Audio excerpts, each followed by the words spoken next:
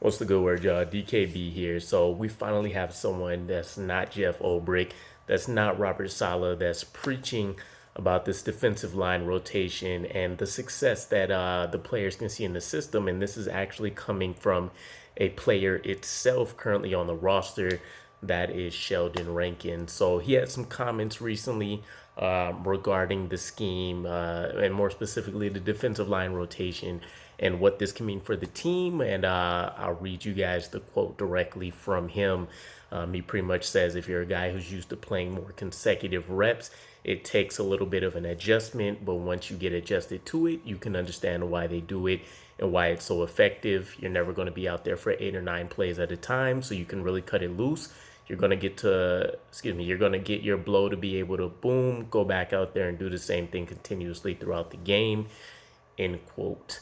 So there's a few different things here, right? He mentions that the effectiveness of it being is that, let's say you get somewhere between 4 and 7 consistent snaps during that series or whatever that looks like, in order to try to impact the game.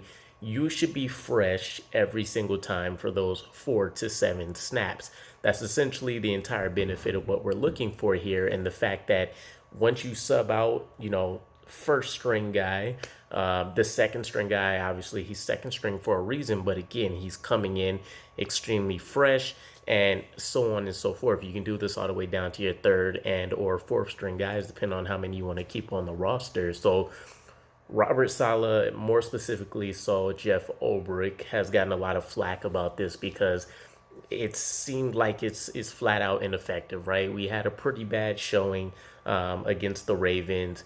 We had a pretty bad showing against the Browns. The Pittsburgh Steelers game is when we finally kind of seen some of this coming to fruition. But I found this interesting because, one, you can consider Sheldon Rankins essentially a starter on the defensive line.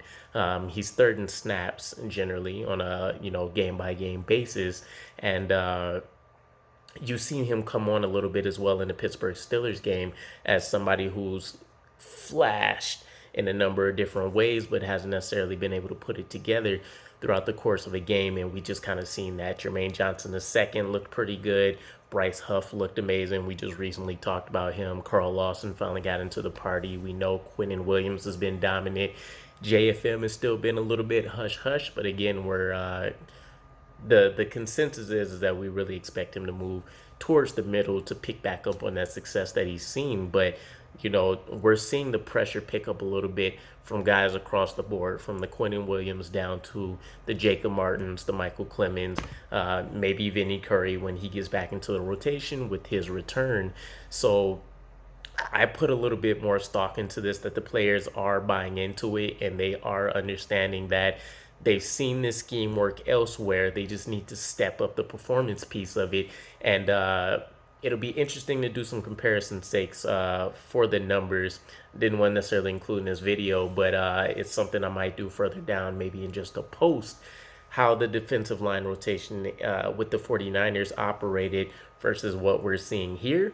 But irregardless, I mean, at least up to current date, one of the biggest things that a lot of people that agree with the way the defensive line rotation is working, and those people are definitely in a minority, is the fact that they're saying, well, even if the sack numbers aren't coming, we're getting pressures and hurries, etc., quarterback hits and heaps, which is true to a degree, but it's not like it's top tier. So for the number that a lot of people generally are going to care about, which is the pressure percentage, whether that's with just our front four or if it's due to blitzes, this puts things into perspective a little bit. So we are currently sitting at 23.4% for a pressure percentage, meaning on any given play, when it's considered a passing option, we have either hurried the quarterback, we've sacked them, we forced some kind of negative impact play. And with that percentage currently, there are 17 other teams that either exceed or they are matching this percentage for us. So you can consider us about middle to just below middle of the pack when it comes to this. And in comparison, I don't remember the number off the top of my head, but I believe the San Francisco 49ers are looking at I want to say it was 30.4% for the pressure percentage. Um, so generally same concept, um, much different outcome for them. And again, it's only the second year in the system, but with the players that Saleh has personally been able to bring over and bring in, the development of the players that were already in here. The previous year, we definitely expect a lot more. Maybe it was slower goings for whatever reason, but you can't blame it on what we've seen in the past, which is that the cornerbacks specifically are holding up their end of the bargain because DJ Reed and Sauce Gardner are arguably one of the best cornerback pairings in the NFL this season so far through 4 weeks. So we need them to kick it into gear. We've talked about previous ways that we can probably see a jump already. JFM being slotted back on the inside, Bryce Huff getting more playing time. Carl Lawson maybe is still rocking off some rust, even though he did shine pretty bright during the preseason. Maybe Jermaine Johnson the second, with him coming on recently, needs to bump up his snap percentage a little more. Quinnen Williams obviously can be due to play definitely 10 to 15 more snaps per game, and I think we would all welcome and sign up for that. So either way, we've talked about this ad nauseum.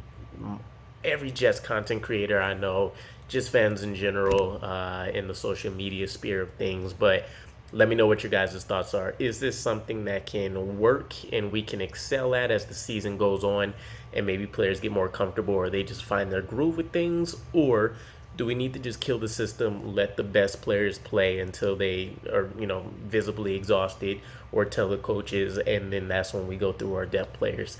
I'll be interested to see your comments, but I will catch you guys again. Peace.